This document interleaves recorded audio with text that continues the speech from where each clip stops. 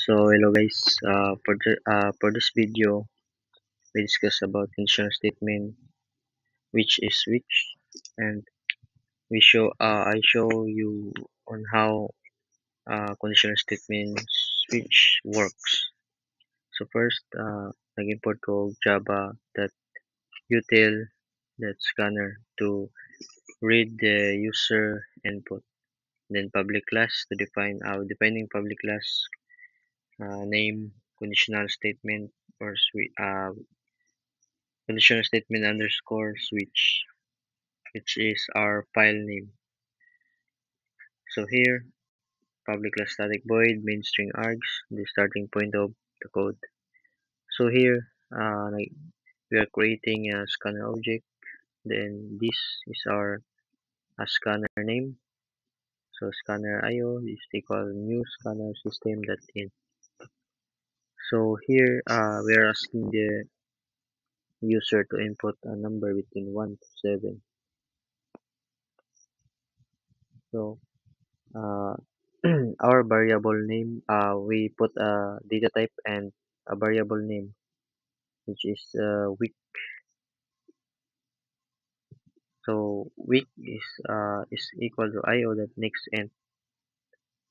Then uh, the user input the user input is uh, going here in this variable name. Then uh, you, uh, you proceed io that next end then to return uh, to, to return to data type. So sa switch, so diri start na to sa unsang dagan sa switch. So switch, then nagbutang ko og week para i-check niya og unsa gi-input ni user. So i-check niya diri sa switch og sa mga cases ba nabay number nga same sa gi-input ni user. So example, si user is nag-input og number 1. So kay si user nag-input man og 1, so iyat na i-check ni switch kung naa ba diri sa cases. Sa mga cases nga gi-input ni user. So nag-input pag 1, so pagtanaw ni switch sa kay week kay 1 man ang gi-input. So kay ang 1 man, so moanhin siya diri kani ang basahon. Ari siya diri sa system.out.println. Print niya ning Monday. Then mi-stop na din siya diha. Kay nagbutang man tag break, so mi-stop na din siya diha. So og mag-input si user og 2. So ang input ni user manhi siya diri sa week, kuhaon ni week, so isulod niya diri. Then proceed siya diri sa io, then that next end, so i-return na po niya diri sa data type. So here, kay ang value man ni x kay 2, so check ni switch, tanawon ni switch og unsa nga number ang gi-input ni or unsa ang value ang naa kay week. So kay 2 man ang gi-input ni user, so moari siya molaktaw siya diri. So ari siya diri. So kani ang basahon kay 2 man, so ani i-print niya ni system.out.println, i-print niya ning Tuesday. Then mo stop na lang siya. Diyan rin siya mo break. So ug mag-input na pud si user, same process gihapon, ari siya diri sa week, kuhaon ni week ang gi-input ni user. Then mo proceed same process, ari siya diri sa io that next end, then i-return niya sa data type. Then ari siya then ang value na ni week is 3. Kay 3 man ang input ni user. So here, ari siya diri molaktaw na siya diri sa 1 ug 2, then proceed siya diri sa 3. tanaw niya sa 3 kay same man nga number ang gi-input ni user, kay 3 man ang gi-input ni user. So, stop siya dire, kaniyang basahon, kaniyang i-print, then mo-stop na lang siya, then mo-break. If mag-input si si user og bisag unsa nga number nga wala sa case, so or di kaya letter, so sayop niya to ang kwan guys. Ano siya, tapos invalid lang. So ari siya diri sa default, proceed siya diri sa default. Pag proceed niya sa default, kaniyang buhaton i-print niya si invalid. So mo to siya guys ang ah, sa conditional statements which if mag-input tao number. So what if si user gusto letter iyang i-type. So kung gusto ni user nga letter iyang i-type, so try siya i-change into this type letter gusto iota next.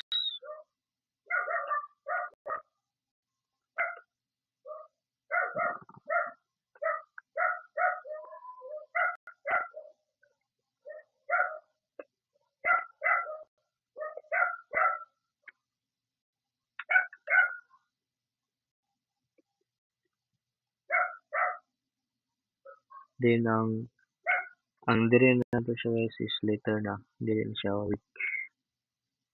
Pwede po week gyapon. Pwede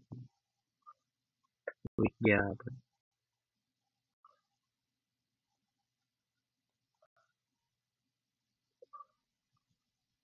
So then case na to, instead nga number mo siya nga M. So which is equivalent ang M sa Monday. So butang tawag apostrophe Monday M na then T, then W.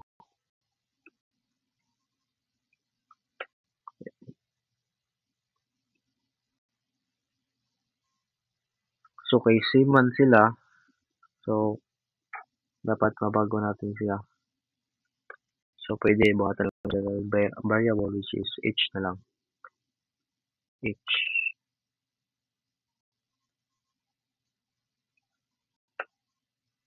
F.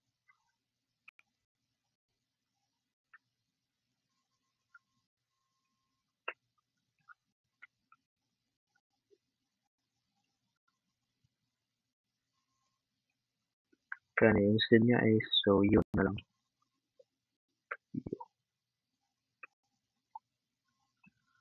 So here, magbutang ta diri og small letter para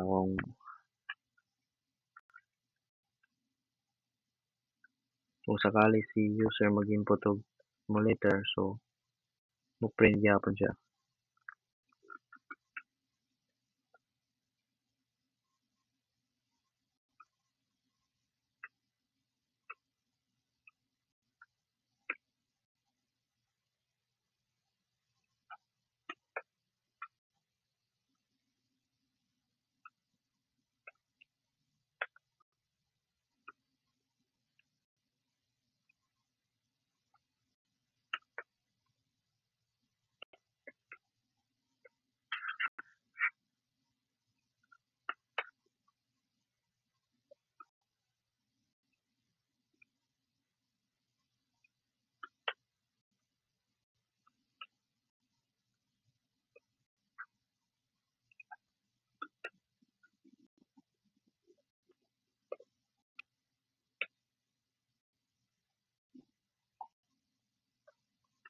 So mano siya guys.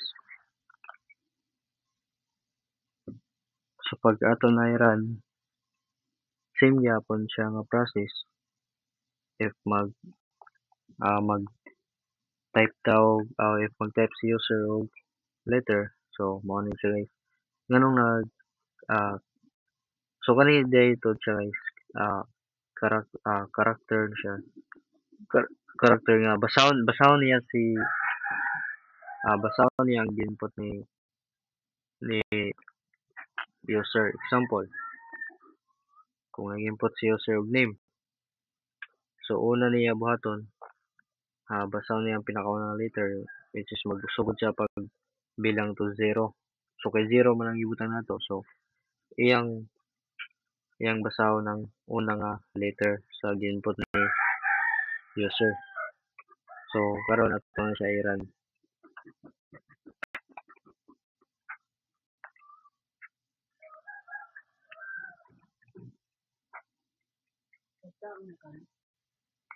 So karon ah nag-input ta mag-input ta og letter M. So dapat ang mo gawas diri is Monday. So Monday. So Monday ang gigawas. So kay so example si user og pag-input pud og unsa lang Monday. Bisag taas yang input na Monday. Input niya Monday. Wala, Monday. Na. Input niya mo Monday. So ang basahon gyapon niya niya is kay zero man nagbutang man ta og zero. So una gid nga letter yang basahon. So mag-start man count og zero. So mo go siya is M. So i-print gyapon niya ang Monday.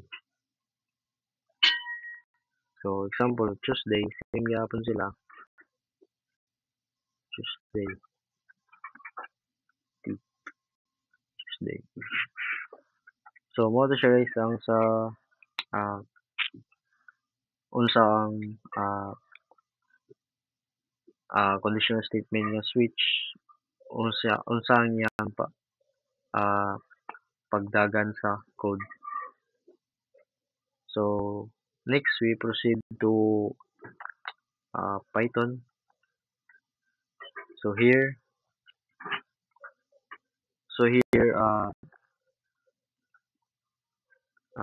nagbutang ta og variable nga week. So kani week. Same gyapon nato buhaton sa kung unsa to gibuhat sa Java mao pud sa Python. So week is equals to end kay nag-ask man ta og number, then input asking the user to enter a number 1 to 7. So we start to demo how to I mean we start to explain how the conditional statement match work in Python. First, sa pag-match sa week, kung unsa ang gi-input ni user nga number, example case 1 same gyapon i-print kung unsa ang nakita ni match sa week nga value. So kay 1 man ang gi-input ni user, so kani ang basahon, di siya diri ang mo proceed. So kani ra siya, then i-print niya ang kaning Monday. Then next kung si user mag-input og 2, so same gyapon mo laktawan ni case 1, then proceed si case 2 diri then then then mo proceed si case mo proceed siya sa case 2, then i-print niya ning Tuesday. Then if mag-input si user og number 3, so laktawan niya ning case 1 og case 2. Ari siya diri sa case 3. Kay basahon man ni match unsa Kay ang value man ah, ni week kay 3 man kay mao may gi-input ni user. So ari siya diha sa week then i-check ni match kung sakto ba sila og na ba siya'y ka-match diri ang number nga gi-input ni user. So kay nakita man niya nga ang value ni user kay 3 ni week kay 3 kay mao may gi-input ni user so proceed siya diri sa 3 laktawan niya ning 1 ug 2 nga case then i-print niya ning Wednesday. So same process gyapon sa case 4 o mag-print si user og 4 then i-print niya ning Thursday. So then if 5 ang input ni user same gyapon i-print niya ning Friday then laktawan niya ning 1 2 4 then print niya ning Friday. So kung og 6 ang input ni user so same gyapon ah mo proceed gyapon siya diri sa 6 then i-print niya sa Saturday then laktawan niya si 1 2 3 4 and 5. So last if mag-input si user og 7 then kaning T7 ang iyang basahon then i-print niya si Sunday then ang 1 2 3 4 5 and 6 so mao yang taktawan so kanira yang basahon. So here uh, para kay if mag-input si user og number nga wala diri sa ah, wala diri sa case so magbutang ta diri og case underscore then colon then print no colon case underscore lang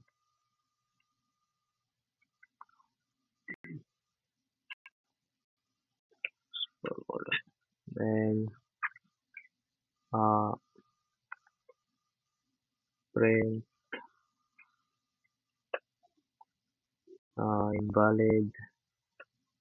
invalid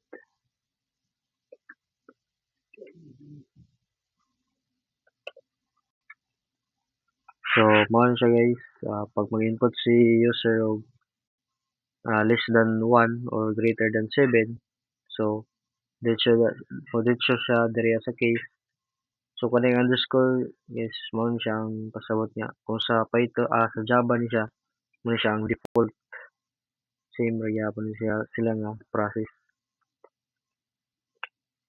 then ato sa i-run guys run na to